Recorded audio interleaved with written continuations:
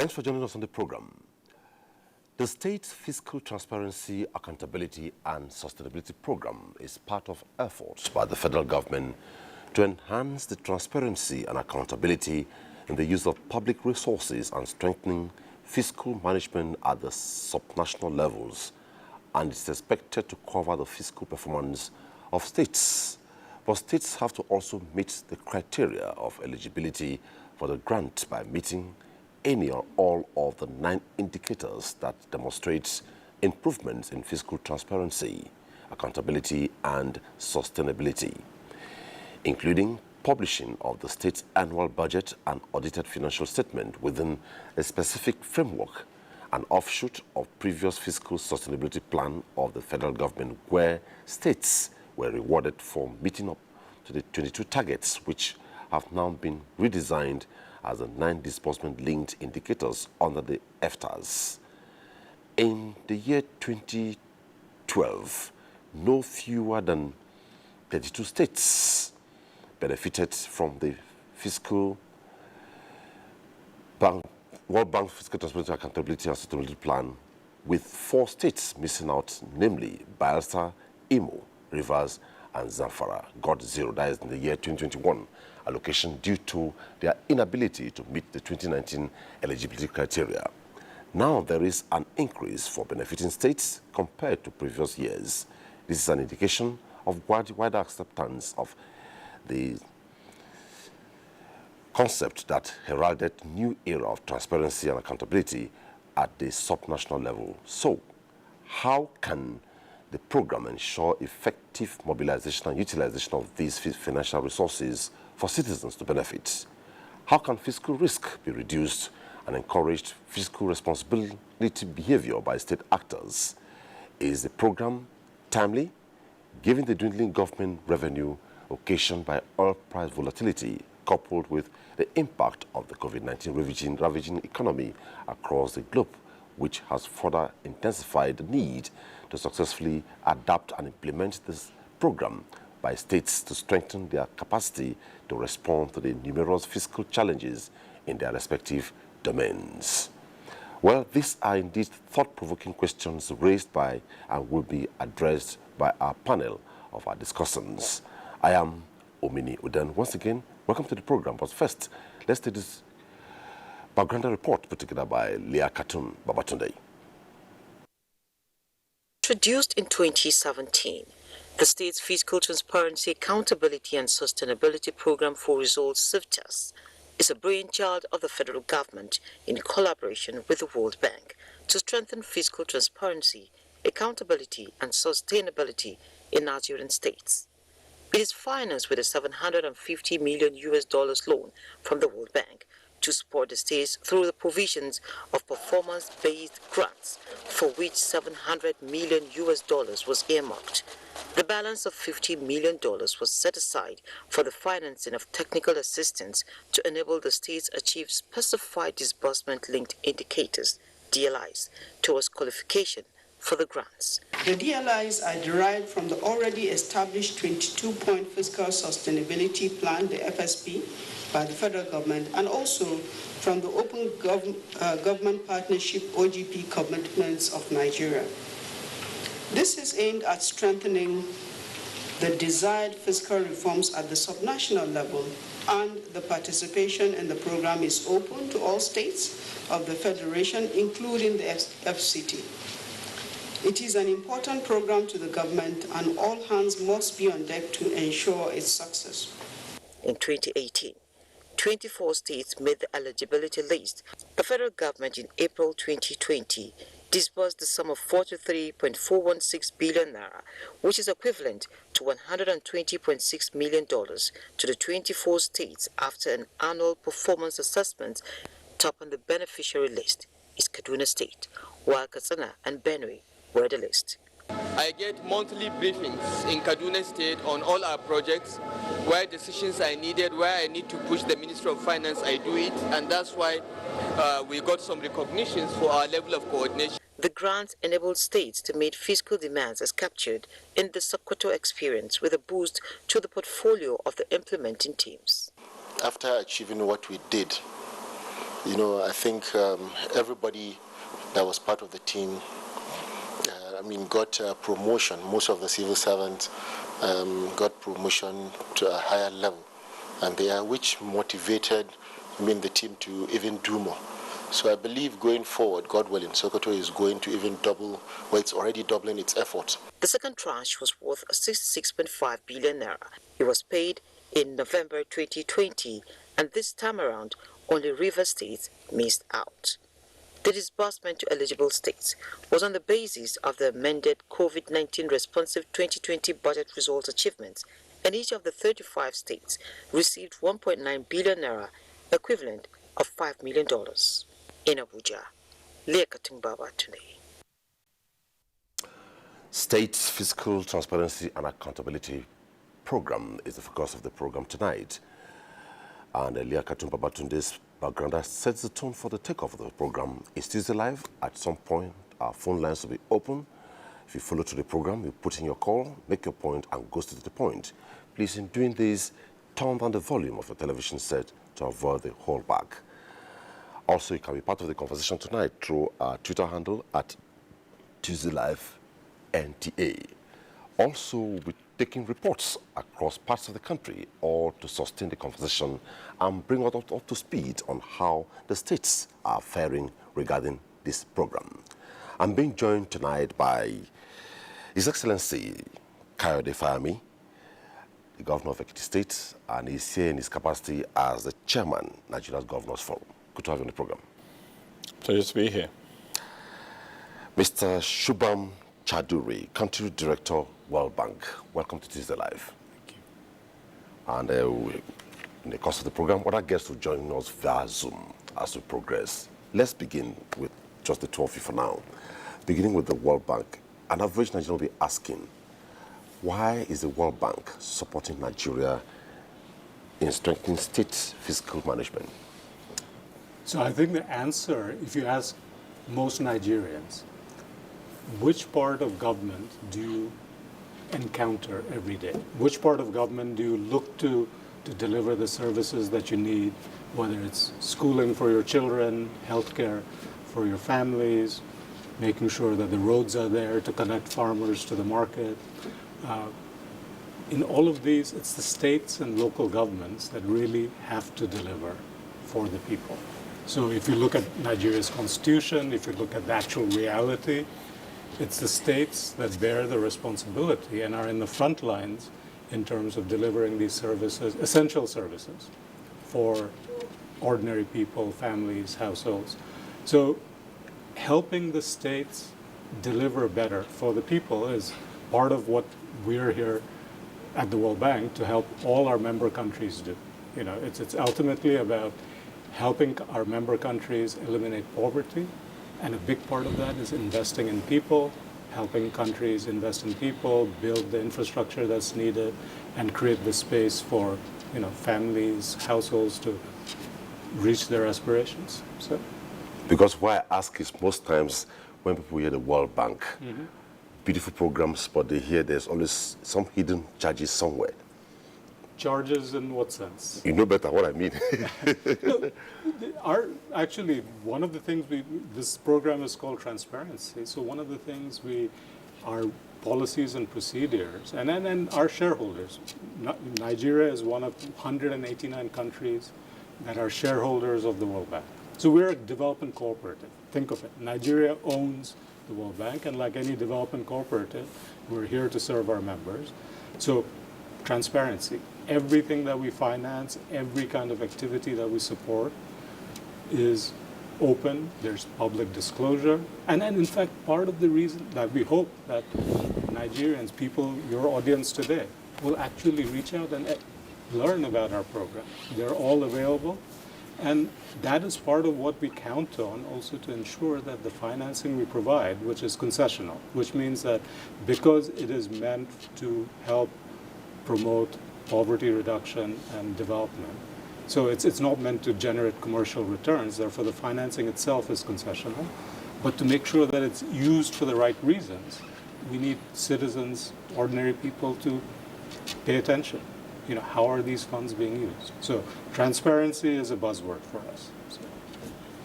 Thanks for that. Your Excellency, the Nigerian Governors Forum collectively is seen in the picture. You really will see, maybe in terms of maybe assessing state performance, but in accessing this, you went in there collectively. Would you say this has impacted positively in the states? Absolutely. You need to know the history of the Nigerian Governors Forum. This is a forum that is non-partisan, and it's an association of all governors. And one of the things we pride ourselves on is that we use the forum as a mechanism for peer learning. SIFTAS offered us that opportunity because the disbursement-linked indicators that were identified in the process leading up to this program were such that would enable us to compare notes and improve on our performance, be it budget preparation and audit reviews, financial statements publications, reduction in leakages, improvement in our tax performance, and in our level of accountability. And that is what we were able to do. And because it is program for results, it is your result that will determine what you benefit. And it's a grant.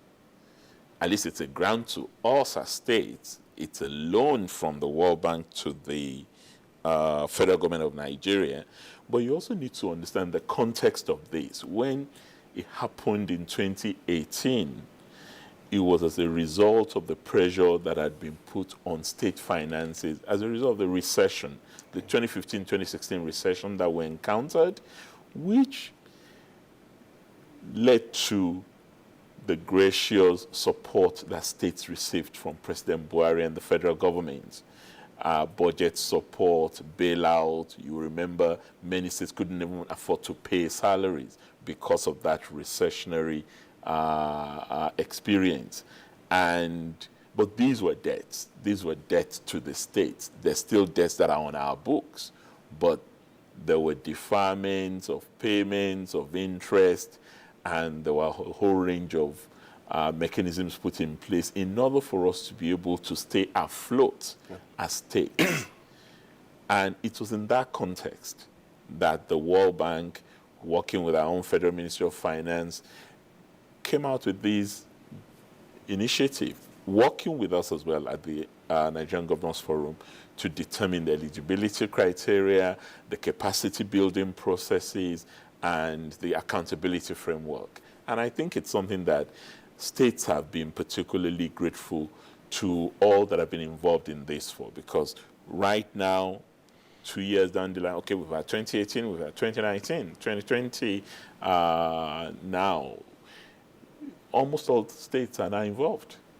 From 24 states that met the eligibility criteria in 2018 to 36 states that actually published their budgets on time this year, 2021 budget.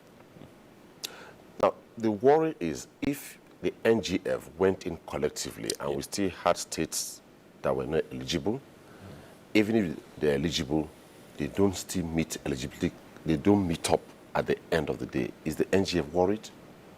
If you went to a platform... Ideally, we would love all states to meet the eligibility criteria. And we've experienced an improvement, not a regression, from 24 states that started or that were qualified in 2018 to 32 states in 2019 to 36 states that are at least on the first level of qualification for 2020 have all met the criteria of published budgets. Okay. We hope in the course of the program, the Minister of Finance and Budget will join the program and give us maybe an overview so far. She's the one driving it in between the World Bank. And now, let's look at the success story. Now, from what you've seen, would you say that this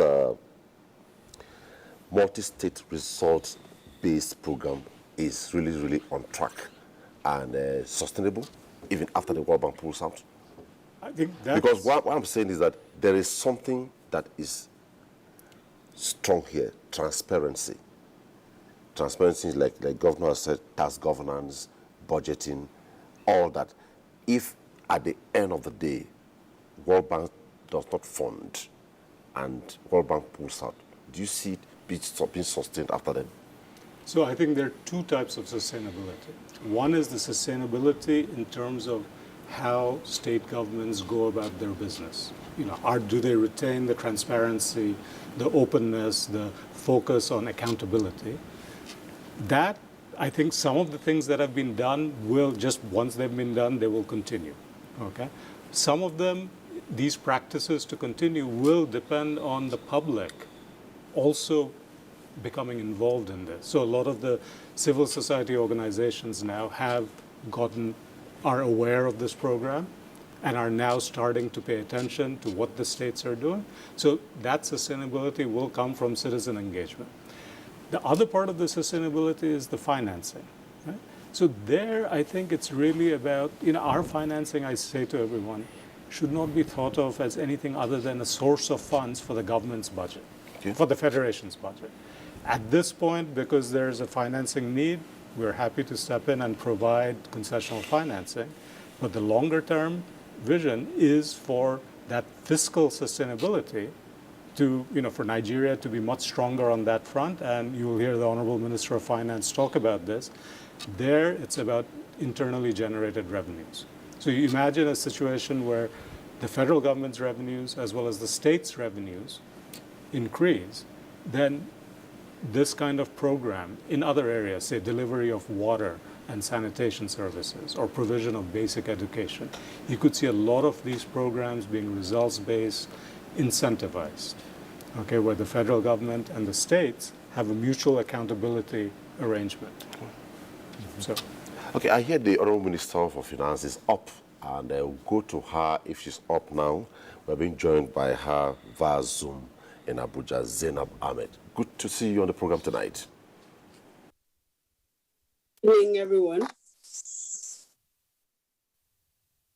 Through listening to the Chairman Nigerian Governor Forum and the country director of the World Bank, beginning with you, simply will ask, can you give us an overview where it all started, where we are, and where we hope to be?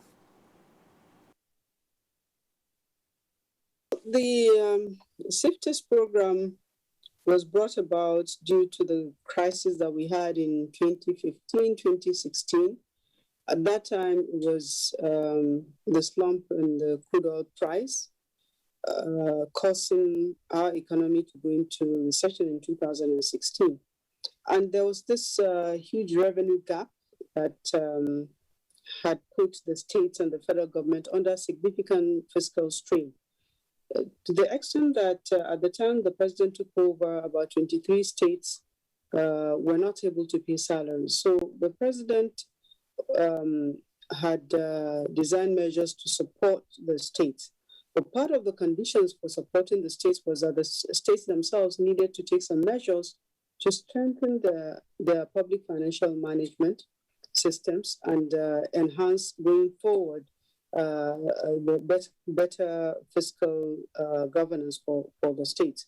So the government designed a fiscal sustainability plan with 22 points that the state needed to meet, and each state had made commitments that was peculiar to it, what it was able to achieve. So things like they'll be preparing their budgets in good time annually and publishing the budgets.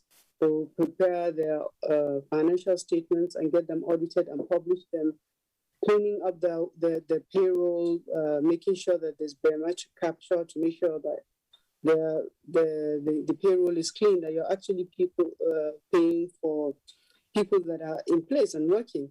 So the states made those commitments, and as a result of those commitments, we saw the fiscal performance of the states improving. And the World Bank had provided support in designing the fiscal sustainability plan and was quite impressed by the achievements and the progress that the states have made.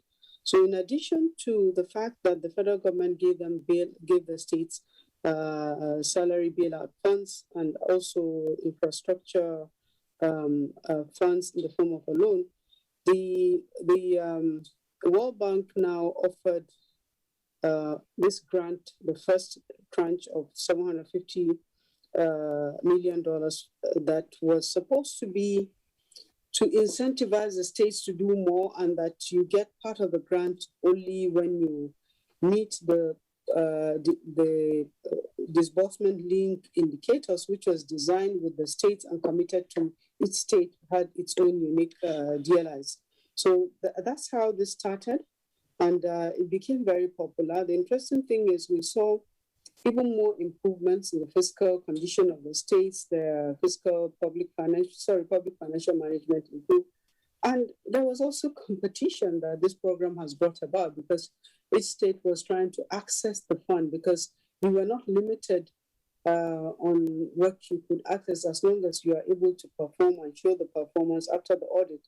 The performance is assessed, then you access the fund. So there was interesting competition and also collaboration with the states, and a lot of peer learning between the states.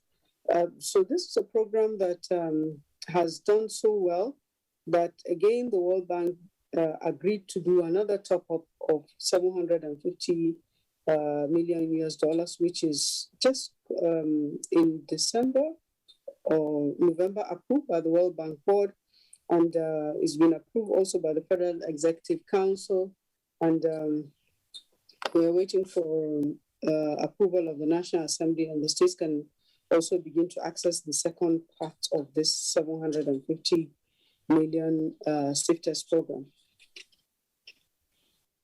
Okay, thank you so much for the update. Now, Your Excellency, from what the ministers expounded, we could hear words like competition among states, meeting timelines, and what have you. From the perspective of results achieved, would you say this has added impetus in terms of restoring trust, corruption, and maybe project deliverables by states? Well, first and foremost, governors are elected to serve their people.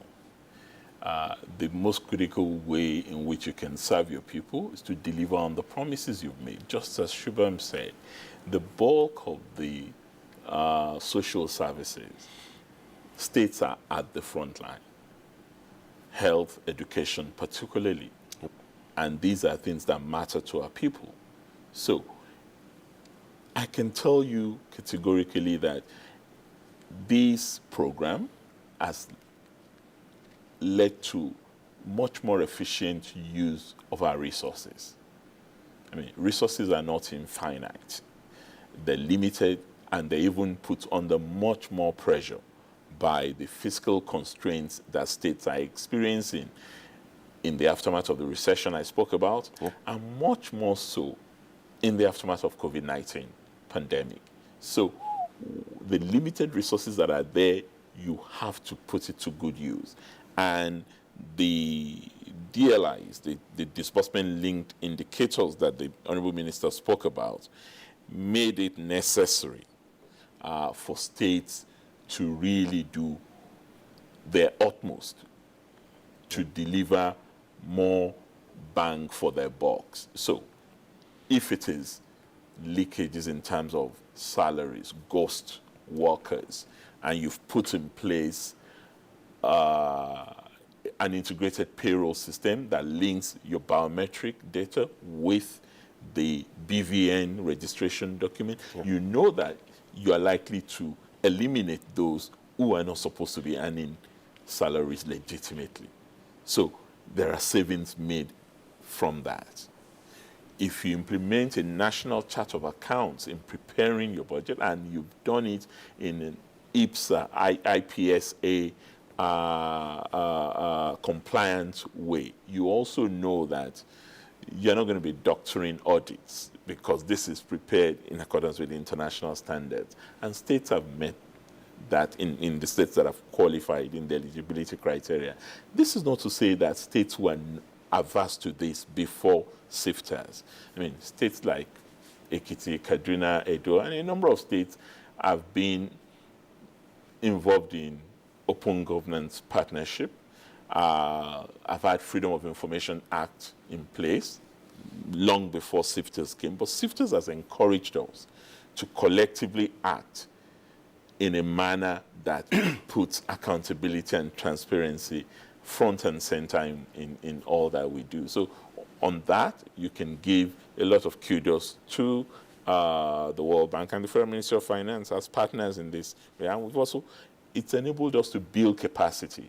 That's where the Governors Forum has played a very critical role. We've been the fulcrum of the capacity building exercise for states that have not come up to scratch, with the support of the bank and the Ministry of Finance, and we're where we are. And we believe this can only deepen the process, particularly in relation to that question you asked earlier, sustainability. Sustainability after this. I mean, you know, governments and governors, we're more attuned to electoral cycles, unfortunately, because we are here for a specific period, 4 years or at most 8 years. So whatever you can get done in that period, you're very wary of doing it. But once it's about systems, processes, and procedures, that ought to be able to guarantee sustainability over the long time. Also about building a culture, working with civil society, working with the legislature. Many of the things that we've done, we've had to put in place new legislation on public procurement, for example. Virtually all our states have put in place legislation on public procurement so that it's not just something that you do in a whimsical or capricious manner. It is following particular processes that are also compliant with global standards. And these are likely to be sustained, even when the particular government responsible for that is no longer in office. And if it is not, it is expected that the citizenry will demand for you to continue to act appropriately in a manner that serves their own interest. From the angle of competition, Yeah. not unhealthy competition, but Very healthy, competition. very healthy. I still come from the angle of, we went into this platform as a body, Nigerian Governors Forum, and you have talked about the fact that the Nigerian Governors Forum is not partisan. We're not partisan. You're But there. we're a peer-learning institution. Beautiful. Do you bother to maybe call to order these states that maybe they're in violation, or the ones that are not even eligible up till now? Well, no state is in violation. Looking at the lofty ideal behind this. Let's put it this way. No state is in violation. It's not a bean counting exercise. Okay. It's not a ranking exercise. Oh, this state is first, this state is second. No. But it's a learning exercise. So Sokoto did very well, for example, in the last exercise. And I had to call the government of Sokoto. Tell me, how did you get this score on this particular DLI, and you went away with $2.5 million? Those kind of questions arise from governors to governors. And that's the essence of the program itself. It's a healthy competition. You learn from colleagues in areas where they've done well and you haven't done as well. And they learn from you in areas where you've done well. And there are different disbursement-linked criteria for this. Okay, let me stay on you, Mr. Shubham. Disbursement link indicators, can you break it down for the common man to understand? Sure. I think think of it as the funds follow once the results have been verified. It's as simple as that. So you can think about financing something upfront, saying, oh, this is the financing for a government to go do X. So what happens often is that it may take much longer. Maybe the funds don't actually end up being used for the purposes they were intended. And that's often, as you might imagine, we often get asked that question at the World Bank, saying, you're financing, how are you ensuring that this is actually helping the Nigerian people? okay, or are you just saddling debt on the country? So our response is, look, our intention is very clear. This kind of program for results actually takes a step towards ensuring that the financing we're providing actually get used in a way that was intended for the benefit of the people, because the financing that actually will not be forthcoming until the results have been delivered. In this particular case, for this program, the results are about fiscal management, about accountability and transparency. But the basic idea of a program for results, you can apply to anything. For example, we're working on something right now which is about delivering water and sanitation facilities. There again, it's results-based financing, that if a state manages to provide more water connections, water points, especially in rural communities, or build water facilities in urban areas, then the financing will flow once it's been verified. So that's the basic idea. I think most people will understand this. It means that... I understand you perfectly clear, like others are understanding you. Are you thinking towards health, the health sector too, besides water and sanitation? Yes, absolutely. So in fact, the bulk of our financing, current financing, is actually what I would consider investments in human capital. Okay, and that is what the federal government has asked, has prioritized. Ultimately, decisions about where we provide our financing are based on the priorities of the government itself, both at the federal level and the collective, all the states. So what the government has asked us for our financing is human capital, so primary health care, basic education, getting more children, and especially adolescent girls, the girl child, back into schools. It's supporting farmers. So healthcare, basic education, and especially, and then digital skills, literacy, things like that for everyone, to help the youth. So I would say about 50 to 60% of our financing is, and then both current as well as what we are in discussions about, are about human capital. The rest, I would say, are in terms of things that will help job creation by the private firms. Okay. Okay, let's go to the Minister of Finance. Honourable Minister, from the testimony so far, one will expect that given the adaptable nature of this program, even after the World Bank leaves, we see maybe a synergy created between your ministry or federal government and the states through the NGF to replicate it and carry on from here, giving it transparency. But before I say, how do you intend to do this? When Nigerians hear about loans, a lot of antennas get raised. This loan, what is so peculiar about this particular loan? And why is this so special and is working? Are there any minuses to the economy? This is a loan that the federal government has taken from the World Bank and is being granted to the states. So it's not a loan to the states, it's a loan to the federal government, which means federal government will be paying for this loan. What we're getting, the benefit that the country is getting from this is that there's increased transparency and accountability by the states. And it's very important because the states form the largest portion of the federating units. And an economy cannot grow if the whole of the federation is not working well together. So there's increased openness, and this process is enabling citizens' engagement in budget process. There's improved cash management in the sense that most states now have TSA accounts, and also their IGRs are improving as a result of several processes that they committed to, and they're actually implementing. They did this biometric registration and therefore reduced cost of payroll and improved procurement processes, so we're getting more value for money, and strengthen public debt management and ensuring fiscal responsibility. There's also improvement in the clearance of domestic debts, areas of domestic debts. This program, even though it's been supported by the World Bank, was initiated by government, between the government and the states.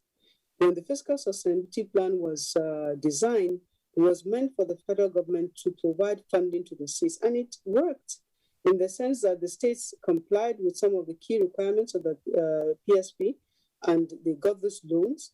And as a result of getting those loans, there was continuous reviews in form of audits of the commitments that they made to the federal government. So it's the same principle that the World Bank took over, came in and provided more resources, and we agreed to take a loan so that we continue to work with the states to ensure that this improvement that started in the public financial management space continues, so that we don't lose the benefit of what has been started. So when the World Bank facility is ended, the improvements that we have reached are there, the capacity development that has been attained for the staff and of the states is there. We will get the full benefit of it. The savings that have been made as a result of reducing wastages will have been used to invest in human capital as well as other developmental projects in the state. The second phase of SIFTES was designed to further support the states to manage the impact of the COVID-19 pandemic, and which means the largest proportion of the investment was going to be on human capital, specifically on health, and in some part on education. Again, this is extremely useful. So the states will use their own resources to undertake improvements, let's say in a primary healthcare center, and the improvement that is done is audited, and then they get this grants as a result of having performed a function which is rightly supposed to be performed by the states for the benefit of the people. So this is a program that everybody is actually happy about, and it's a win-win situation for us. The World Bank is happy. I'm sure Shubham is here, that they are seeing positive improvements in human capital development as a result of this intervention from the World Bank. We take a couple of reports today. We shall be going to Jigawa, Ebonyi, Cross River, and Sokoto. We begin with the report from Jigawa. It is on record that Jigawa state government has so far received over 11 billion naira from the World Bank-supported States Physical Transparency, Accountability and Sustainability Program. The 4 years result-oriented program, which first phase is coming to an end this year, has improved the standards and quality of governance along the focus areas of the program. To this end, Jigawa State has been rated the best performing state in the Budget Transparency Index in 2018 and repeatedly same position in 2020. The state is one of the few others which provide extensive budget information through effective mechanism for public consultations. This program was introduced by World Bank just to prepare states to inculcate the fiscal discipline and the issue of public financial management, to have a very sound public financial management in states. And for us, really, in Jigawa, we are known for this, and definitely even beyond sectors, this will be sustained. Looking at the 9 disbursement leak indicators shows increased citizens' engagements in the budget process, implementation of Treasury single account, boosted internally generated revenue collections, biometric registration and BVN to produce payroll fraud. The policy, therefore, improved procurement practices, strengthened debt management, clearance of domestic expenditure arrears, and improved debt sustainability. Our team have done wonderfully well in SIFTES. We are number 1 in the country on the grant of SIFTES. Jigawa gets $16.9 million as grant from SIFTES, being the first state in the country. Governor Muhammadu Badru Abubakar's penchant for prudent management of state resources and ensuring transparency in government's dealings made it possible for the state to get over 11 billion naira out of more than $1.4 billion federal government received from the World Bank in 2 tranches. From Jigawa, our next stop tonight will be Ebonyi, Abakaliki. The implementation of the State Transparency, Accountability and Sustainability Program in Ebonyi State with prudent management of resources entrenched a policy that has significantly reduced corruption in civil service and boosted the revenue base of the state. The Commissioner for Finance and Economic Development, Mr. Orlando Wenze, said the funds assessed so far has been properly channeled to the construction of Ebonyi International Airport and the State's College of Medicine and Teaching Hospital. Mr. Orlando, who expressed the state government's interest to be part of the second phase, described the program as strengthening capacity, technical support, as well as making the citizens to be part of governance. Funds, expected funds, were probably being planned to be used for the equipment at the international airport, Ebonyi International Airport, and of course the Ebonyi College of Medicine, which is ongoing currently. However, as far as the program is still on, we are very much interested in following through, because beyond the grants we are getting, the program is equally helping to strengthen the system. It's helping to build capacity through the technical support we've gotten from the World Bank, from Ministry of Finance, from the Nigerian Governors Forum. So we've been able to strengthen the capacity within the states. Appreciative of President Muhammadu Buhari-led administration for attracting the initiative, some of the respondents said the ongoing projects, when completed, will not only launch Ebonyi in the Committee of Nations, but will make life more meaningful and comfortable for the people of the state. When this is fully completed, it will trigger job creation. So we are thinking that with these two facilities, we will have much more job, and the unemployment will be reduced to the barest minimum. View of economical benefits, huge one, and it will sell Ebonyi State to the whole world. We that are Eza people, where it's located, has already made Eza to appear in the world map. Each of these developments is interconnected to facilitate the development of the state into a first-class state of Nigeria. With the program helping to reduce unemployment ratio in the country, the people are of the view that the youth restiveness will also be addressed.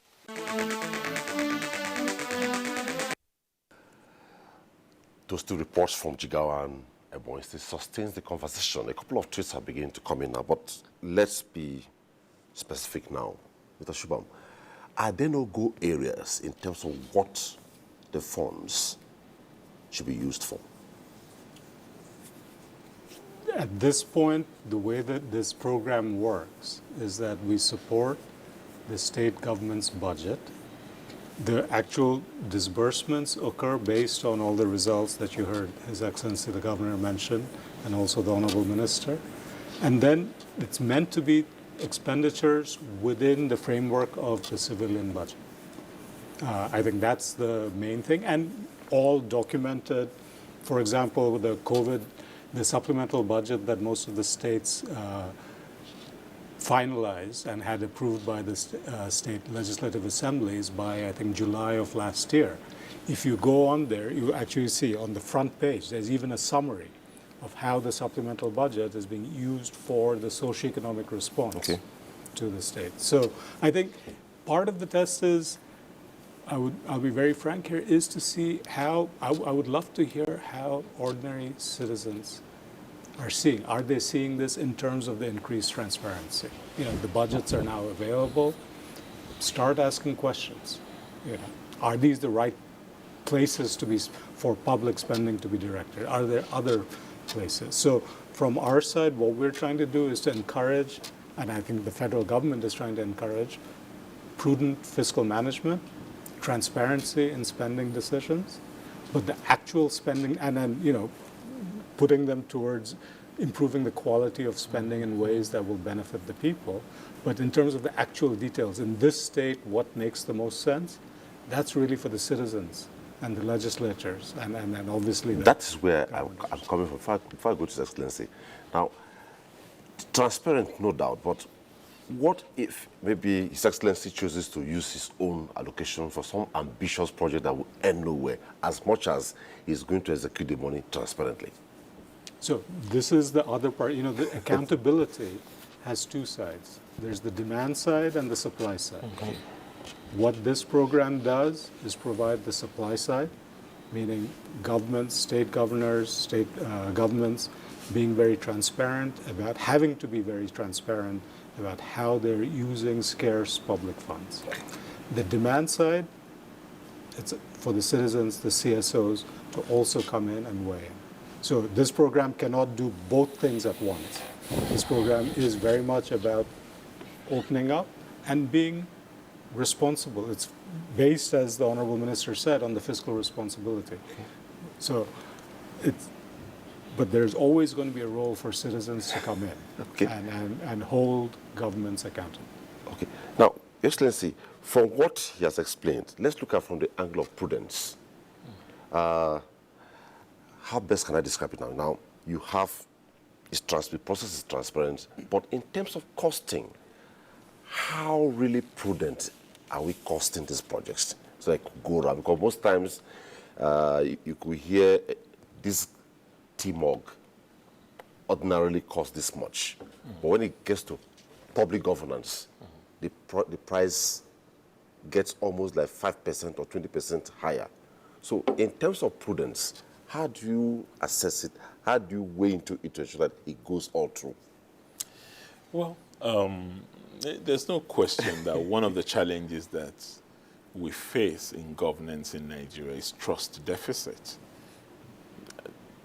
between the citizens and the recipients of these various projects and the leaders responsible for delivering on the projects.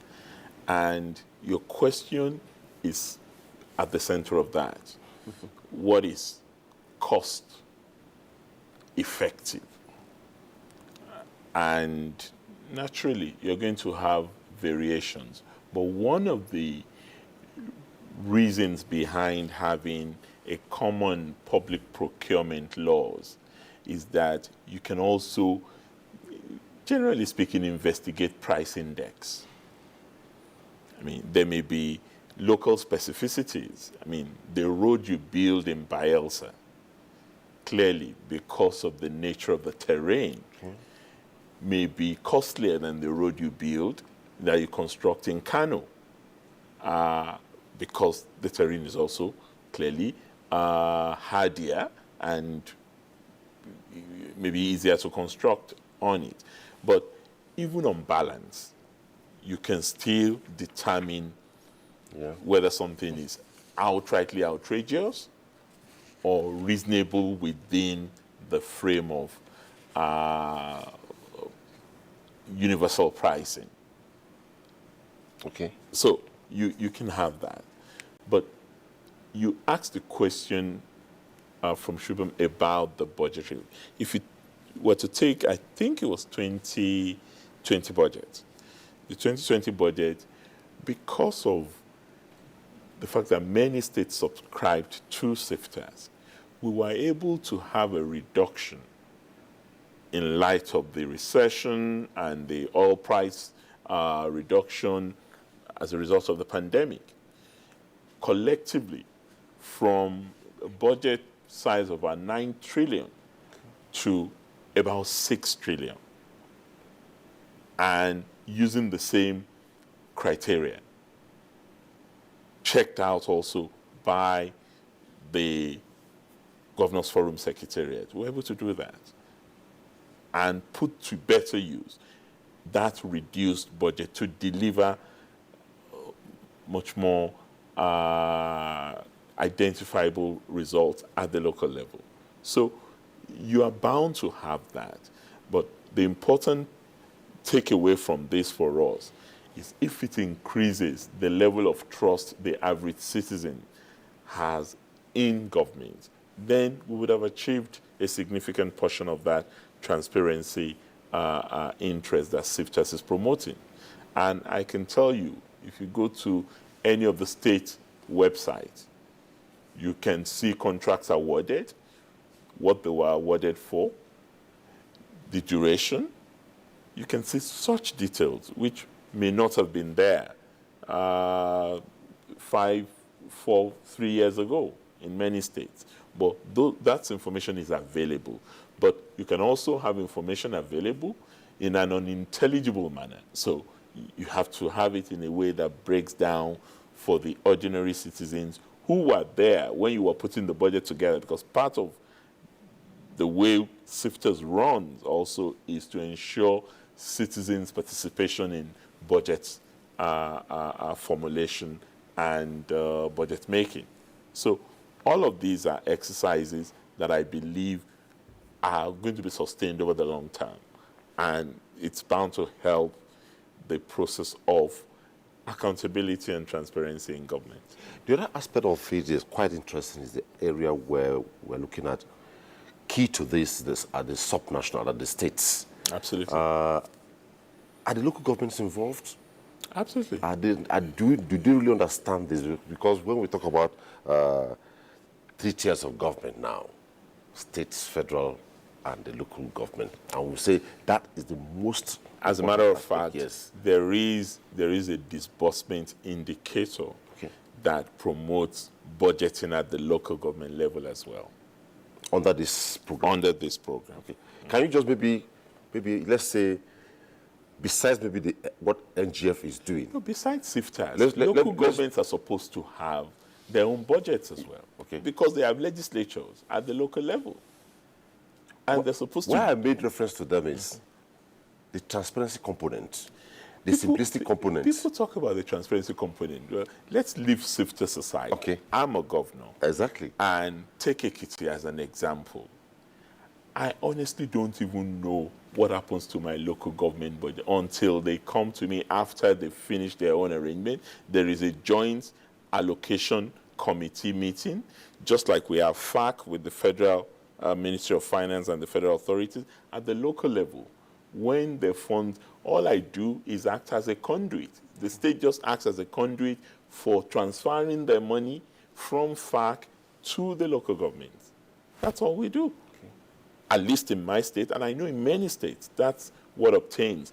But the popular impression, unfortunately, it appears to be the one that says, oh, governors just pocket local government funds. It's not possible. You can't. So if Mr. Shuba, for instance, wants to do an assessment of how it starts working, say, in Ekiti State, your state, absolutely, he could as well go to any of the LGAs. Directly to the LGAs and just get results. Okay, so amount came from FAC to this local government, which is published monthly. How did you disburse it? And then it could be seen, this is what went to first line charge of personnel cost. This is what we spent on capital, and so on and so forth. It's there. Okay. Let's go to the Honorable Minister. Honorable Minister, how do states access the performance-based grants? Quite important here. Well, so you asked a very important question that I wanted to make an input into about the how would this program be sustained. The sustainability of the program is assured because there has been very substantial institutional and legislative system reforms that have taken place already, which will be very difficult to reverse. So almost all the states have passed legislation, including public procurement acts, so there are legal frameworks in place. There's also Fiscal Responsibility Act. There are laws now guiding public debt management in the states. And then they have also developed this consolidated revenue code, which helps them prepare their audited following the requirements of IPSAS. And also, agencies have been established. So there's the Public Procurement Regulatory Agency, there's the Inland Revenue of the states, there's the State Debt Management Department. Those things are not things that a new governor will come and be able to change easily. And the states have seen the benefit of taking this measure. So that's very important. So we're very much assured that this program, even after SIFTES is concluded, that these are already ingrained within the institutions and will carry on. What has been achieved so far? So the first audit that we did in 2018, there were 24 states that meet the disbursement linked indicators.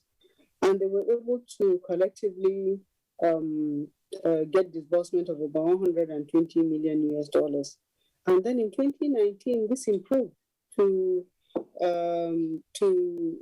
33 states. And then in 2020, all 36 states have actually met the DLI. So the amount in 2019 was about $239 million that were disbursed to the states, and in 2020, 692. So the performance continues to improve, and the benefits are there for everybody to see, including these funds are being used to deploy critical infrastructure in the states that are very, very visible.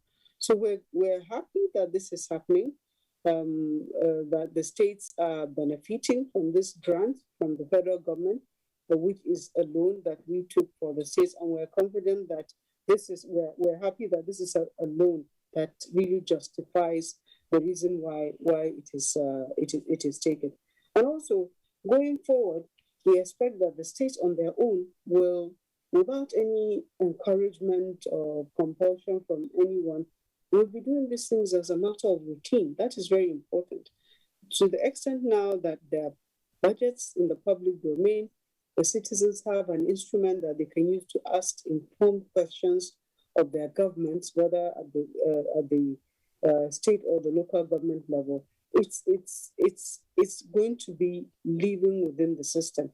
And like the Shubham said, I do hope the citizens realize that this is eventually for their benefit, that they now have data that they can use to ask informed questions of their state governments and their local governments. It was not available before. You can only complain without any statistics.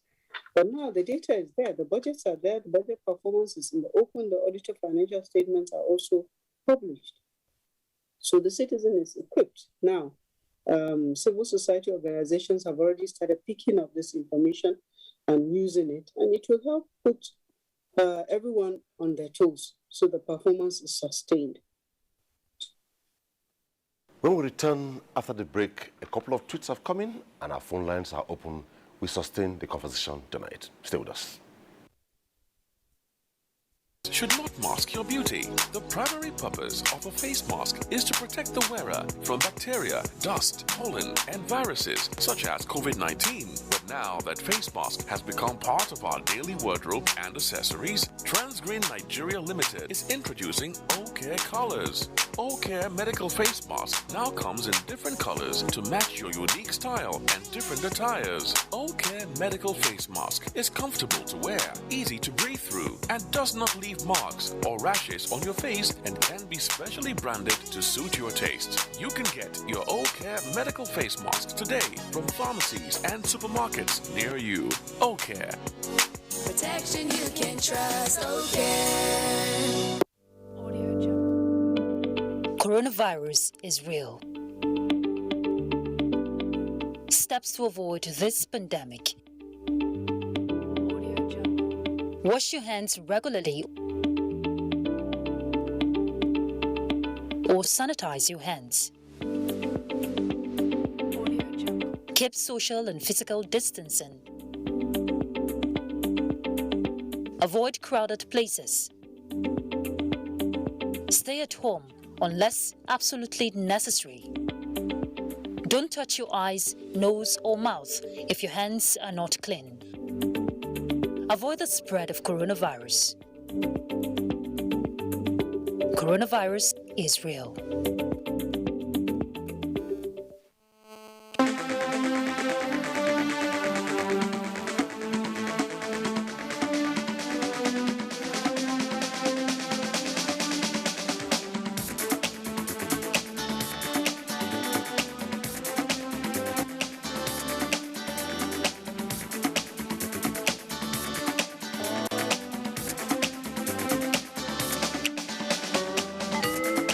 NTA Tuesday Live, a network issue-oriented innovation talk show.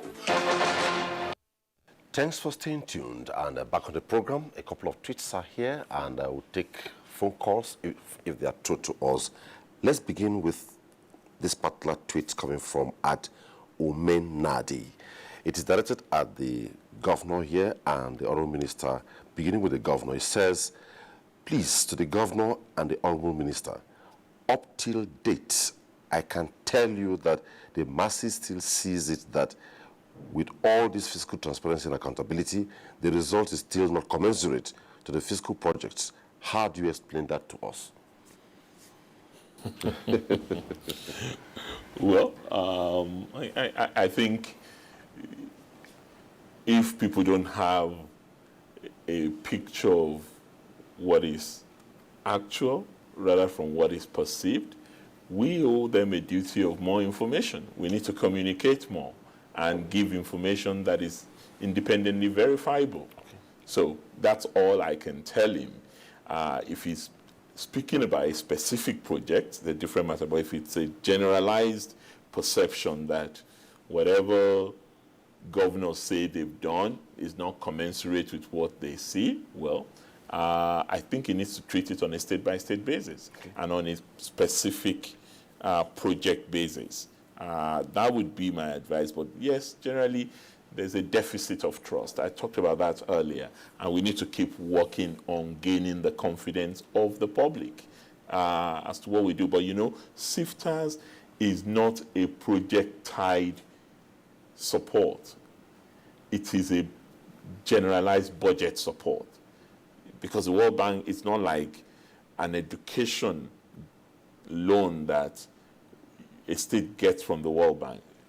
We may well end up using the money from SIFTAS for education or for rural roads or whatever, but it's not tied. Okay. It's general funding, general support for the budget as defined in the budget, because it needs to be recognized in the budget. And if you look at all of our budgets, you will see SIFTAS contribution just as you will see contribution from bond or other loans in the budget formation. Okay. Let's switch to the Honorable Minister. How do you react to the tweet?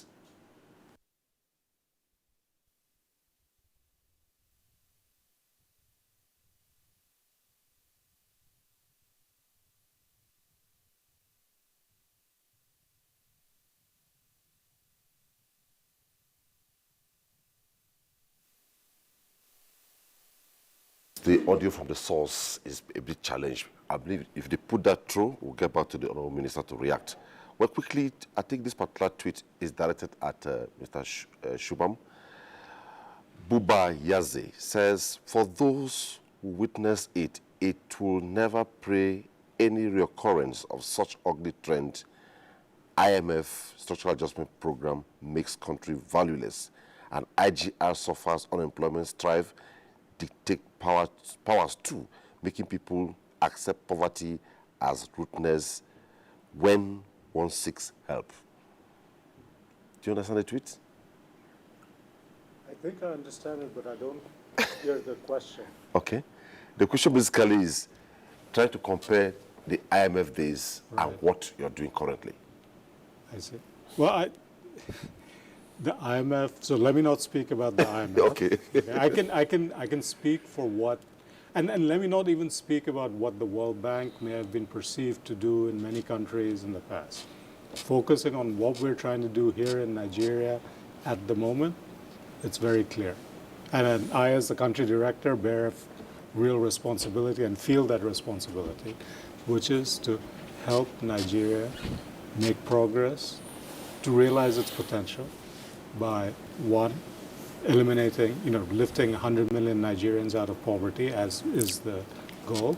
But beyond that, it's about improving the lives of, all Nigerians, and in particular the, more than 50% or 42% who are in poverty right now, or are, even if they're not in poverty, are close to poverty and vulnerable and are feeling the effects, are not able to realize their economic and other aspirations.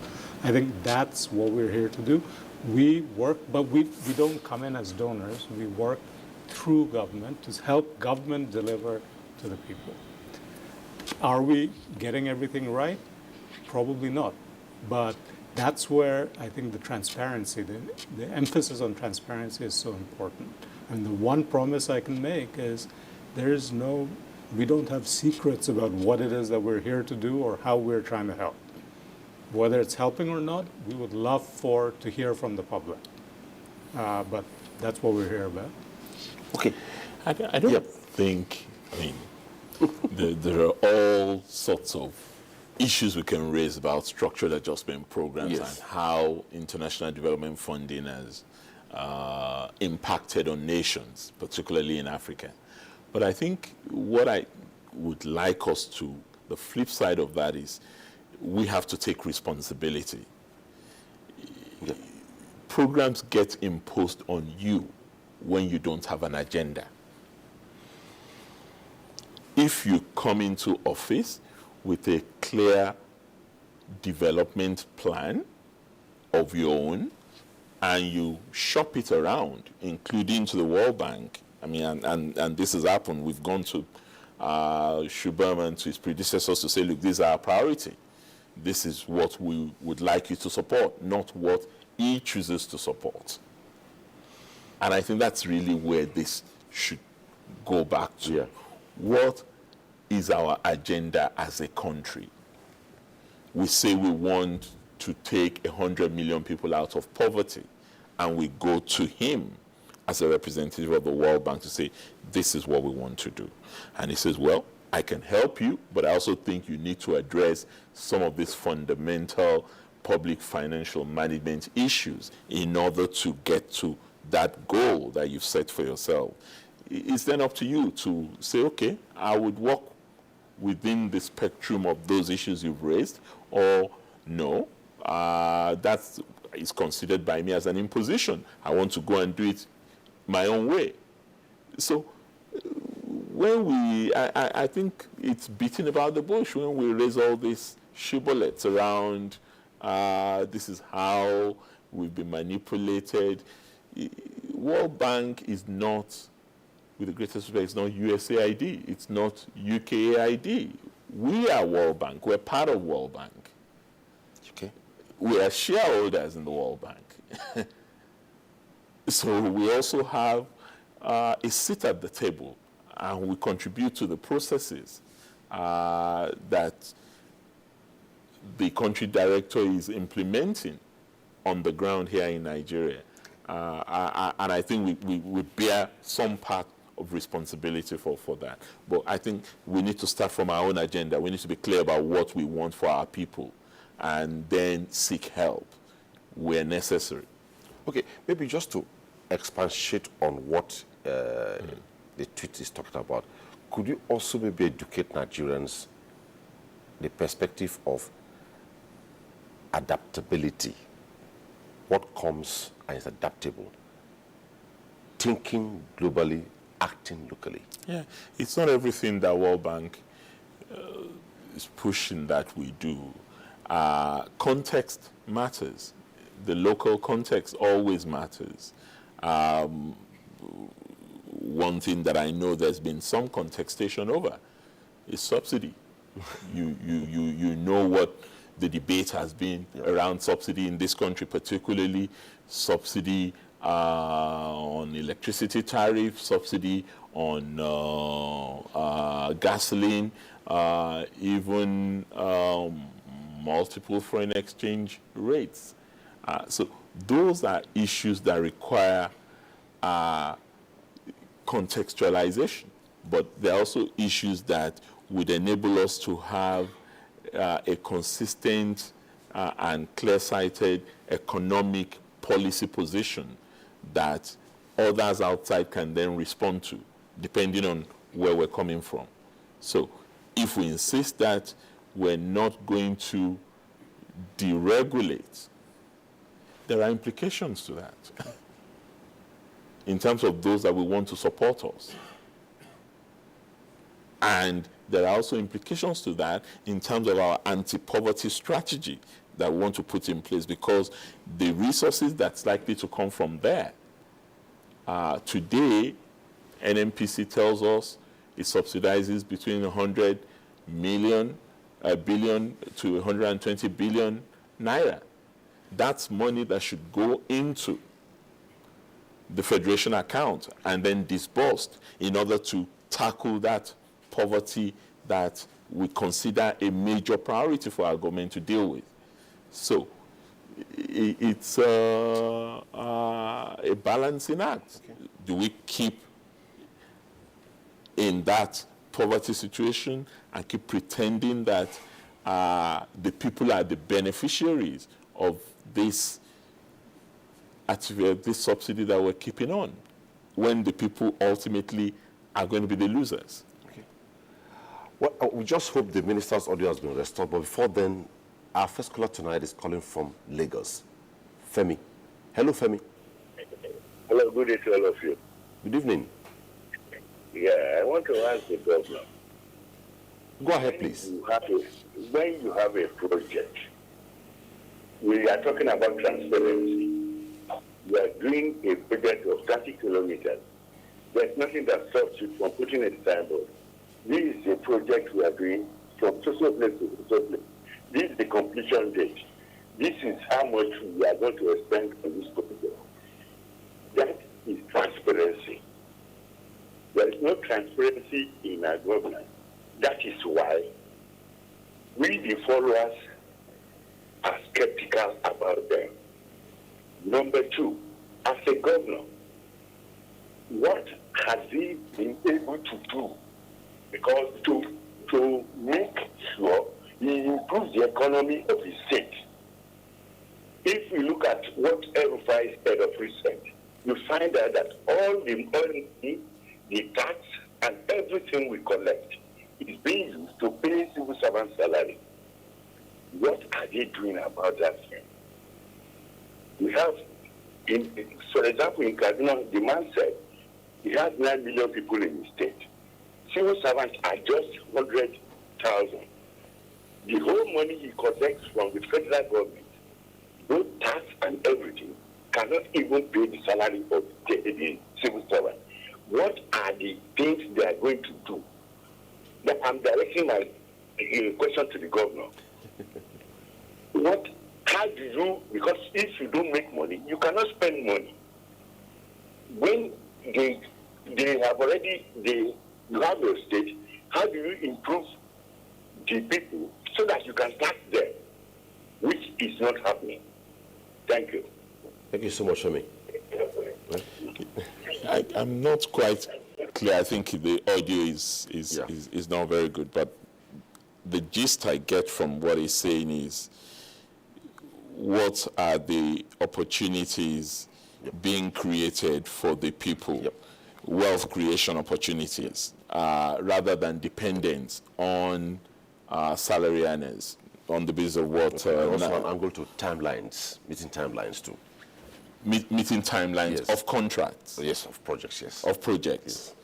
Yes. Well, for timelines, I think it's a project management responsibility and availability of resources. You need to be clear when you are starting the project that you have enough resources to implement the project, and you've given it to a reliable contractor to handle, depending on the complexity of the project. And then you monitor your capacity and the capacity of your officials to monitor milestones and ensure that payment is tied to those milestones is what would eventually pay off at the end of the day in terms of project cost and project time frame. Okay. That is how we conduct our own in Ekiti State. On his second question, it's a perennial challenge. I'm not going to sit here and say we're all not confronting that challenge that my colleague, Governor of Kaduna State, spoke about, which is that the bulk of the resources that we spend go on recurrent expenditure, particularly salaries. But it's an invidious choice, really, because at the end of the day, yes, they are, in most cases, 2-3% of your entire population, at most 5%. And you certainly could do with fewer number of people in your public service. There's no state that could not do with fewer numbers. Okay.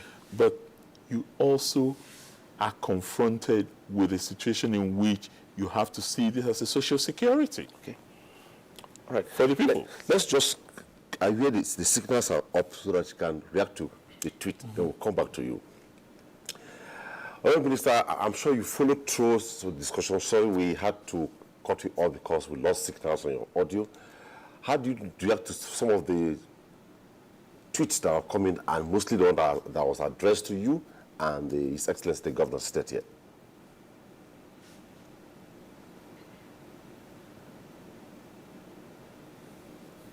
Still not good. Delivery.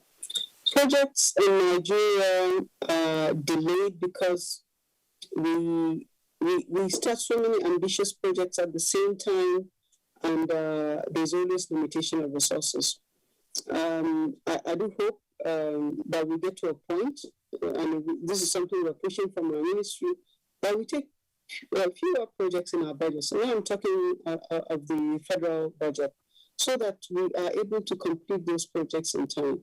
Because the consequences of what we're doing now is that projects overrun, and we end up having to do variations of the projects because of time, and it's costing the government more. So all of us, federal and state governments, need to really become more efficient. The unfortunate thing is there's a lot of public expectation and politics attached to project development across the country. Everybody wants to see some federal government projects in their own community, or at least in their local government. And we end up having 10,500 roads in the federal budget. And a road that is going to cost, let's say, 25 billion has a provision of 500 million in the budget. So, of course, we know that that project will take a long time to finish. So, yes, it has to do with project management. Yes, it has to do with selecting the right type of contractors, but it also has to do very much with the way we plan our projects. And I do hope we get to a point when we face reality and just limit the number of projects we deploy so that we complete the very important things. On the issue of staff salaries, just like the states, the federal government is also carrying a very large wage bill, which we have to continue to sustain, because when an economy is slowing down or has slowed down and is struggling to pick up, it's not the time we want to address the issue of disengaging staff, because we will just be putting more people in hardship, and the president had directed that we must pay salaries and we must maintain the payroll as it is. So we continue to carry this until a time that we're able to design programs to support the public servants, so that even on their own, they want to exit and go and become entrepreneurs. So we have to improve them, instill them, train them, and support them with financing, as in low-cost loans, that they can go and start other businesses when they exit the service.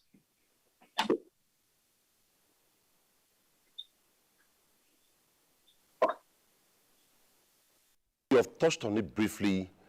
What is your assessment regarding compliance by states? And one big question, like you have said, Nigerians always ask when it has to do with projects.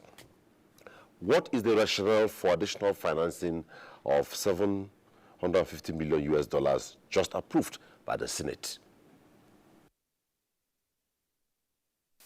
Rationale is for the reforms that the states have started to be sustained, especially at a time when we had this pandemic that has set quite a lot of things, to be honest, back.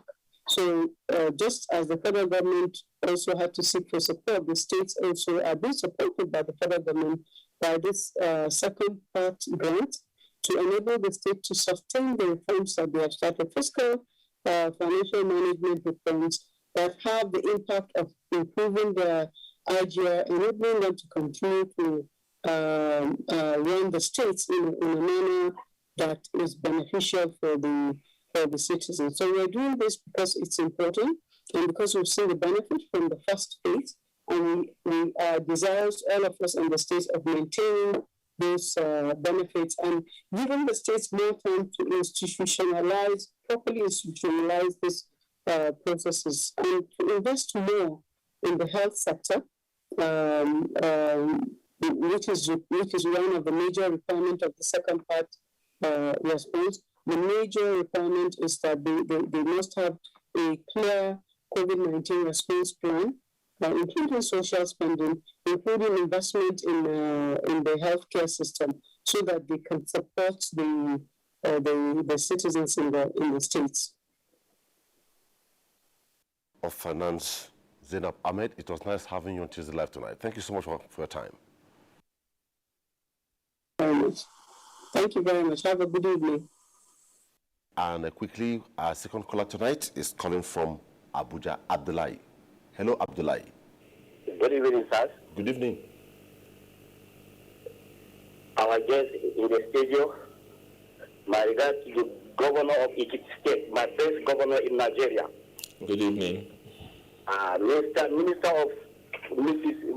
of Finance. I'm sorry. I am Radio Abdullahi Bajar calling you from Gwarumpa, Abuja. Mr. Governor, I just want to ask a simple question. Direct to my friend.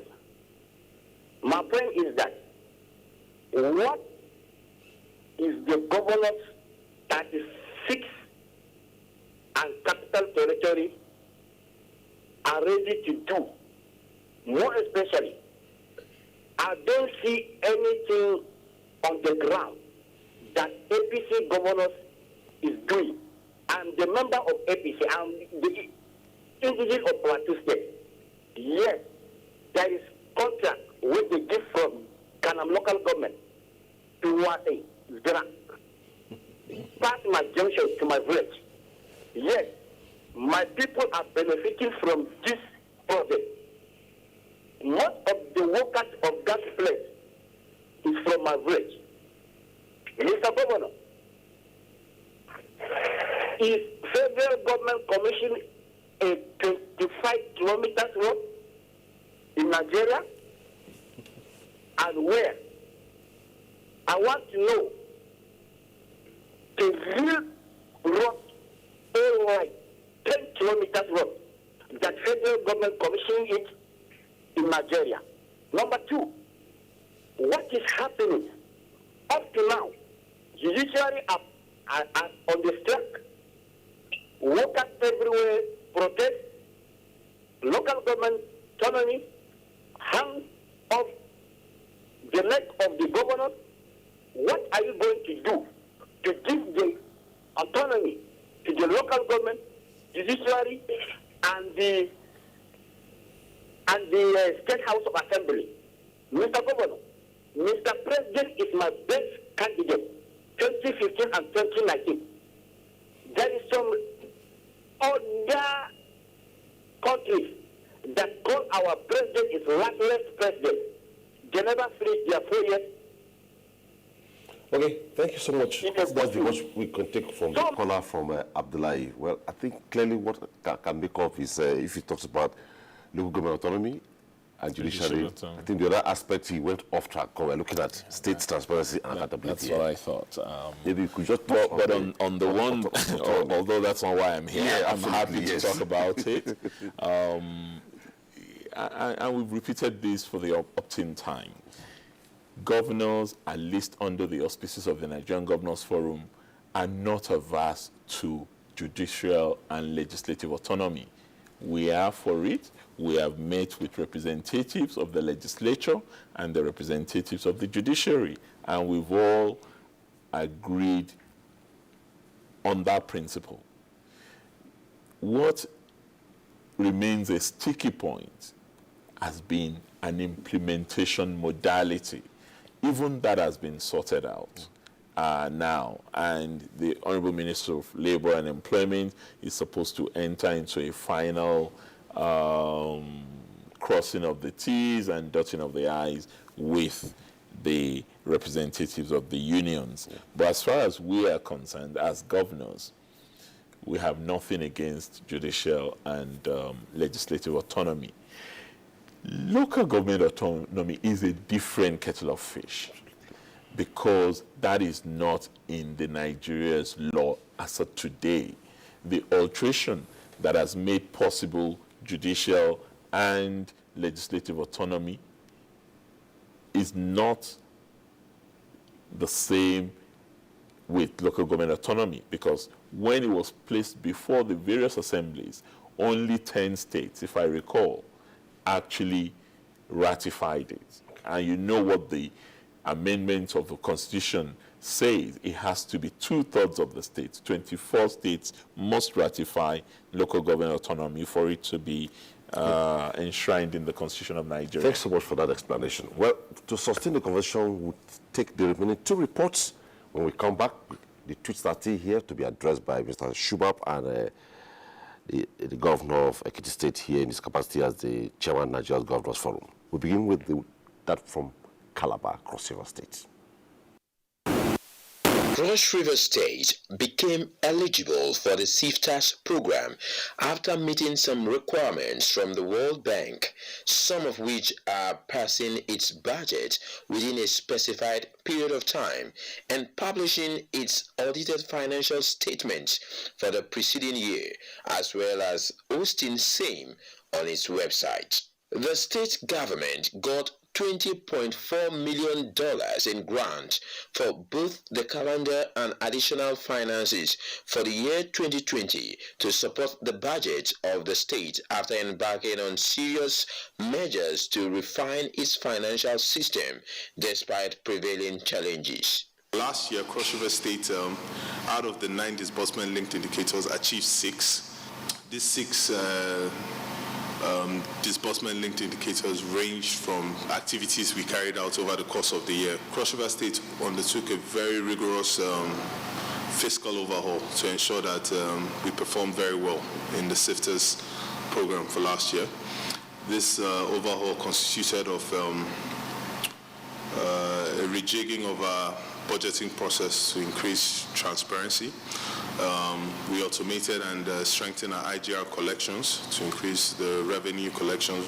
The 4-year duration of the SIFTAS program, which is in its 3rd year, has not only enabled the states to benefit through accountability and transparency, but it has also given it the capacity to implement global best practices in public finance and administration. Fiscal health of the state, it is in our best interest to domesticate this best practice. It's a brilliant initiative of the federal government. We thank the World Bank for its support in the program. We ask for more program for rewards such as this. Cross River State, I think, performed well last year. We intend to do even better this year. The World Bank-funded federal government program for results seeks to reward states for implementing policies and programs to improve fiscal and financial accountability, debt sustainability for the overall interest of the state and its residents. And our last report tonight is coming from Sokoto.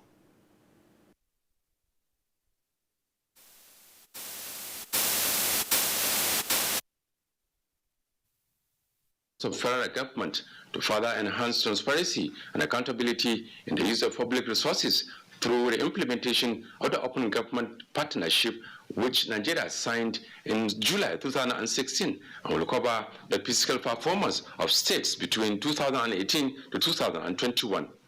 Sokoto State is one of the states that adopted the program due to the political will of Governor Aminu Waziri Tambol in ensuring prudent management of public resources. In compliance with the State Fiscal Transparency, Accountability and Sustainability Program, Sokoto State has also adopted the use of international public sector accounting standards in its annual budget. As one of the states that is taking advantage of the State Fiscal Transparency, Accountability and Sustainability Program, Sokoto State was able to pass into law a bill which established the present Sokoto State Internal Revenue Service, replacing the defunct Sokoto State Board of Internal Revenue, and was assented to by Governor Aminu Waziri Tambol on December 31st, 2019. while 41 billion naira was raked in as internally generated revenue from 2017 to 2019 as an achievement after joining the State Fiscal Transparency, Accountability and Sustainability Program. With the introduction of the e-tax portal, efficiency in collection has greatly been enhanced. Now taxpayers can pay their taxes and all government MBA bills from the comfort of their home and be immediately issued an automated receipt. The revenue service is now more than ever positioned to generate sufficient revenue to service, inshallah, not only our wish bill, but our demands in the near future, inshallah, Excellency. Another good news for Sokoto State was in January 2001 when the World Bank granted the Sokoto State government $22 million for its commitment to the implementation of the State Fiscal Transparency, Accountability and Sustainability Program. A breakdown of the grant shows that the state got $5 million in November last year for approving COVID-19 budget and the balance of $17.4 million for its 2019 fiscal performance. The government clinched the grant after its astronomical score in the State Fiscal Transparency, Accountability and Sustainability ranking from 2/5 in 2019 to 14/15 last year, which put it among the top 3 states in the country to achieve such ranking. In Sokoto, Shehu Muhammad Datti, NTA News. The report from Sokoto is the last for tonight on the program, but quickly, Umar has been on the call. Umar is calling from Kaduna. Hello, Umar. Hello, good evening, sir. Good evening. Yeah, just wanted to acknowledge one of my tweets have not been read, and it has to do with just of recent what have happened in the fiscal, of which the minister is responsible to respond. Also, I wanted to ask about where are the plight of human resource management. You talk of infrastructure. What of human resource management? Does it have to silence and die off? Thank you very much, sir. Okay. Umar, I'm sure if you are following the program, we are still taking tweets. We will still get to your tweet. Well, Mr. Shuba, you want to react to that? Human resource management, before I allow His Excellency to speak. I think there are 2 parts of it. Human resource management within government, within the public sector, yes. I think His Excellency, the Governor, will speak about. Okay. And human capital, human resource management from the perspective of a country. Yes. I said earlier, it's about investing in the human capital of Nigeria's children, youth. So that's very much a priority for us. For the governors, I'm sure human resource management. Okay, Your Excellency. Well, clearly, human resource management is a big aspect of this entire program. And over the course of the last 2 years that it's been on, at least in the states that I've monitored closely, a lot of capacity building initiatives have taken place. Some within our own premises in the Governors Forum. States send their accountants, their auditors, their administrative officers responsible for different aspects of SIFTES to undergo capacity building exercises. And then they go back home and organize train the trainers programs for their colleagues on the ground. Because many of the laws that we've put in place, be it the Public Procurement Act or the Debt Management Act or the Fund Management Initiative, the Fiscal Responsibility Act, they have implications on capacity building. Okay. And that has been a significant part of SIFTES that I think ought to be commended as well. Okay. So let's now go to the remaining tweets before we sustain other aspects of the conversation tonight as we wind down gradually. This one says, at Gift, change that happens from bottom, that's the local government, to top is usually more effective, sustainable, and measurable. You want to react to that? Well, that is the assumption. Yes, we all love to talk about bottom up, or rather than top-down changes. But the history of local government administration in our country has not been a palatable one. And I think the debate is still out there as to whether we should continue to keep local government in its current form or return it to being part of the state system so that we have a two-tier federation rather than this artificial separation between states and local authorities. Okay. Nachuku is calling from Port Harcourt. Hello, Nachuku. My name is Nabuchi. I'm calling from Port Harcourt. Go ahead, please. Great everybody. Good evening. My question goes to the governor. Go ahead, Honorable Governor, my question goes like this. Since they born me for this country, since I born in this Nigeria, I never achieved anything in this country. Now, one bank give us money to use and help poor people. Now, since they're rich now, nobody achieve anything. Our governors use our resources and solve their own problems. The poor man is still suffering. My governor, my question goes this like this. I'm begging you, my governor, I beg, let our rich men help the poor people. Let poor people stop suffering. That's why I say that I want to beg you people, governor, help the poor people. Help us. Thank That's you. my question. Thank you. Thank you. I want to react to that. Thank you, Mr. Port Harcourt. I'm sure that I speak for all my colleagues, including the governor of your state, if I say that that's our job. Our job is to help our people, but our best may not be good enough for the people. But we would have to continue to do our best. But you also have an option there. The option is to jettison governors that you think are not doing enough to meet the demands of the citizenry.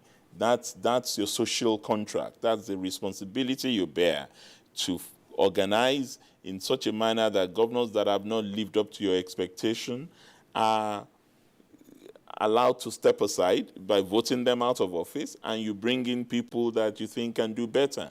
But within the context of the time that they're in office, you must continue to hold our feet to fire. You must continue to ask us questions and insist on what SIFTAS sets out to do, which is run the state in a transparent manner as possible and be accountable to the citizens of the state on all aspects of governance. If you think we're not doing enough, you must call us to question. That's why we're there. We're elected. We're not dictators. Okay. Thank you. I believe he has some satisfaction. And the last tweet forward to discuss about is coming from Obinna. It cannot be overemphasized that education remains utmost importance across many areas in Nigeria. In governance, there is need for citizens to be enlightened on governance processes, public policy. Absolutely. I couldn't agree more with Obinna. Yeah. And I said it earlier, that communication by us as leaders and by the institutions we've put in place is so central to this process. Part of what is responsible for the trust deficit that we're experiencing is that we do not give enough information, and even when we give information, it ends up being an information overload that is unintelligible to the average citizen who needs to know what is it that we've promised to do, how have we done it, how far we have gone, have we met everything we said we'll do, and if we haven't, what is left? How do we want to tackle the remaining aspects of the task at hand? I think we can do a lot more to educate, enlighten, and inform the populace, and we must look for the best tools to do this. In the social media age, there's also a problem with that, because the Twitter generation don't have enough time for you to break down all of what you're doing. And the patient is also not that the attention span is very limited. So we must keep honing the approaches that we use, and the people must keep demanding for information and education on what their government is doing. Okay. We have a caller from Kogi State. Hello? Hello? Good evening. Go ahead, please. Thank you very much. My name is Idris from Kogi State. Okay. Go ahead, Idris. I'm the Commissioner of Finance, Kogi State. Go ahead. We can hear you. The program now is for 2 years, 2018-2019. And Kogi State is the best. It has the highest point. And now no mention was made of Kogi State. They have the highest point. I'm not happy about that. Okay. Thank you. I'm not happy about that. I must express my feelings. I'm watching the program. His Excellency and His Excellency are say good evening. Thank you very much. Good evening. Okay. Well, I'm glad it's giving information about the program as far as it concerns Kogi State, yes. But it wasn't my understanding at any point this evening that you were looking at a list of... Not at all, not at all. That you didn't ask. Yes. I think you certainly didn't ask me to exactly. come here with a list of performance or who is the best or not the best. There are different DLIs. Absolutely. And states definitely will perform differently. Yeah. I haven't looked at the totality of the DLIs to be able to know who or which state performed highest. It may well be that Kogi did. Even the reports, the commissioner, for understanding, the reports, we try to spread it. We can't take all reports across the entire country. We took reports from Jigawa, Ebonyi, Cross River, and Sokoto. That does not mean these are the best states. It's just to sustain the conversation tonight. Okay. So, because I think it's important for him to know that. So it's not about ranking here tonight, but just looking holistically at states' fiscal transparency and accountability project in Nigeria. Hope you are satisfied with our explanation tonight. Well, quickly, let's go to Mr. Shubab. When we want to start a workshop or a process, we have expectation, and along the line we weigh, where are we with it? And sometimes we say, okay, did we achieve it? Would you say really that this project has gone somewhere and truly by the time maybe the lifespan ends sometime, someday, would have impacted on the economy? I think the way I would describe it is that it's really planted a seed, and that seed has not only germinated, it's starting to flourish.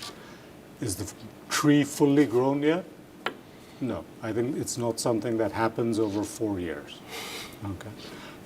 And one thing I would point out that this is different from a program that directly supports healthcare or education. This is also different from a program that directly helps a government build roads. Those are tangible things that are felt immediately. This is a much more foundational program. And the whole point of this is Nigeria needs to build lots of roads. Nigeria needs to, provide basic health care to all its citizens. At this point in time, the states and the government are not able to fully do that, partly because of the scarce fiscal resources. So until you solve that underlying problem of how do states better manage their fiscal resources, improve the quality of public spending, you won't get the more tangible things that ordinary citizens will feel. So I don't want to overpromise that this program is going to, end up with, new roads where, community is looking for a new road or a new power connection. This is about a longer term investment. How do we help states that I said right at the outset are absolutely critical to, helping ordinary Nigerians, kind of thrive and are able to grow, become educated, become healthy, productive citizens. States are key. This program is about making sure or helping the states spend better, have more resources, and deliver better. Okay, it's foundational in that sense. Okay, Your Excellency, within the Nigeria's Governors Forum, are you thinking towards maybe doing a critical thinking amongst yourself to relaunch back in terms of how best can I put it now? We have gone this far. If we need to move on the next leg, which is maybe 750 million which has not been approved, how can we do it differently as a collective? There are lessons learned even from this exercise so far. One of the things I must say is it's been a major objective of the Nigerian Governors Forum to encourage and push the bank, particularly, and many of the other development partners equally, to take subnationals as a major vehicle for development agenda delivery. Okay. And I think this is what has happened with SIFTAS. Of course, World Bank deals directly with sovereign. Nigeria is the sovereign. We are not sovereigns. But increasingly, if you want to get the kinds of results that we're all looking out for, you cannot do it by just focusing on the federal government. You must really also focus on states in a manner that you can get foundational results, but also get tangible benefits in terms of projects. That's something that I believe SIFTAS has somewhat achieved with this. Scaling up, which is your question about what do we do with the $750 million. Yes. I believe one of the DLIs we're going to be focusing on is local government budgets, the one we talked about. Yes. We'll also be doing something about land use management, geographic information system, property use, property management at the state levels, because these are vehicles for poverty reduction themselves. These are assets that have not been valued properly, which this particular DLI would enable states to, through the use of technology, to take advantage of. And also COVID-19 pandemic-related focus of the $750 million is something that would enable us, as we're getting out of this pandemic-induced recession, begin to look at alternative ways of repurposing our funding and also refocusing our energy on accelerated vehicles for poverty reduction in the country. Okay. Now, we still have one or two tweets before we take our final closing thoughts. Salim Ahmed 16 says, how are Nigerian governors ensuring the optimal use of the World Bank funding in the face of insecurity situations that the governors are unable to tackle? Good question. Really good question. There's no doubt that in many of our states... Let me just add this at once so you react to it too. Ladi Eti says, does the Governors Forum have a stance on the pandemic gate issue, considering clear... Well, this is not about this issue now. Let's talk about... you can react to it. Okay. The former one. The former one is about security. Yes. There's no question that there are projects that are bound to fall behind schedule because of the security situations. There are contractors that are being kidnapped too. There are workers on the field that are confronting challenges. Yeah.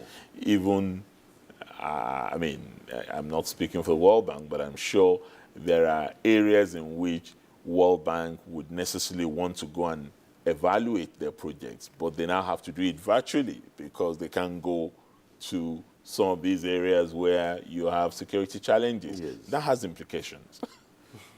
clearly for project delivery.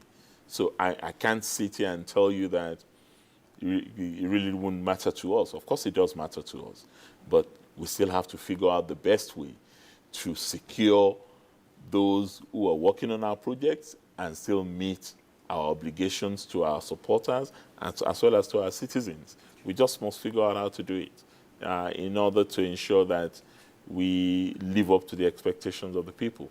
But overall, with regards to SIFTAs, it would form a critical component of our own original peer review mechanism, because the Governors Forum actually has a peer review mechanism. And how we perform in this, the lessons we've learned from this, would contribute to our entire governance framework and how to deepen the process in future. Okay. How do we reduce the cost of governance and also get productivity for the civil servants? Hey. Big one. Well, how do we reduce the cost of governance? Well, technology is one area that many of us are focusing on. Efficient delivery of services is another. Increased collection of our revenue is also another, the IGR component. All of these are associated with SIFTAs. Absolutely. Everything that I'm saying. But for now, we are victims of our situation. And the inefficiencies in the system are not things that cannot be corrected. We need to retrain and retool our civil servants to meet the challenges of the moment. We also need to skill our populace, particularly younger ones, to prepare for the jobs of the future, which will necessarily involve training in artificial intelligence, in automation, in vocational skills building, some of the areas that World Bank is supporting in its human capital development investment. Those are the things that we need to do. Yeah. But we also need to figure out how to reduce some of the waste. And there is a lot of waste that we must tackle, even in our political processes. We cannot be fully absolved of that, even as governors, but we have to keep working on it. SIFTAs is helping to deal with some of those leakages, but it should also be part of our own agenda for change to say, whatever I can do for 10 naira, why do I want to do it for 100 naira? Mr. Shubab, how has the World Bank coped with the global governance challenge occasioned by COVID-19? I think it's not been easy. I think His Excellency the Governor mentioned, just in terms of the travel restrictions, our ability to engage directly with the communities, with the government partners in different parts of Nigeria. So let me speak about Nigeria, but this is replicated in all the 120 countries where we have similar offices. So I think that's just a fact. Travel restrictions, our ability to directly go out and engage, that what actually has occupied our time is how do we best respond to the tremendous needs that our member countries have faced as a result of the COVID crisis. There's been the need on the public health front, there's been the need on the socio-economic front, and in the case of countries like Nigeria, there's also been a need on just the fiscal front because of what the drop in oil prices did to the Federation's revenues. So trying to mobilize our teams, I mean, for many people, the lockdown and the COVID pandemic, especially in the US and other countries, the kind of economic activity slowed down. People, for an institution like the World Bank, we were busier than ever because we're here to try and help our member countries. I think part of what we're dealing with now is, this making sure that when there's a need for financing, that we are there, we help But at the same time, ensure that, what I said before, that the financing is used for the purposes they were intended, that the value for money is there. So it's like, you see the need, but you also want to be sure that the funds are robustly spent for the benefit of the people. So, thank you so much, Mr. Shubham Chowdhury, Country Director, World Bank. Thank you. Having your Tuesday Live tonight. And also His Excellency Kayode Fayemi, Governor of Ekiti State, Chairman, Nigeria's Governors Forum. It was nice sharing your time with us. And we hope some of the phone calls that came, you pass them to your colleagues when next you meet. I certainly would. Well, one of the benefits of the pandemic is that you should not have brought me all the way from Ekiti here. We could have done this virtually, and then I'll save a lot of cost of governance. Well, that's it on Tuesday Live tonight. Thank you for your phone calls and thank you for your tweets. On behalf of all of us, always remember to support the NTA in the fight against rape and rapists to be a star. Bye-bye.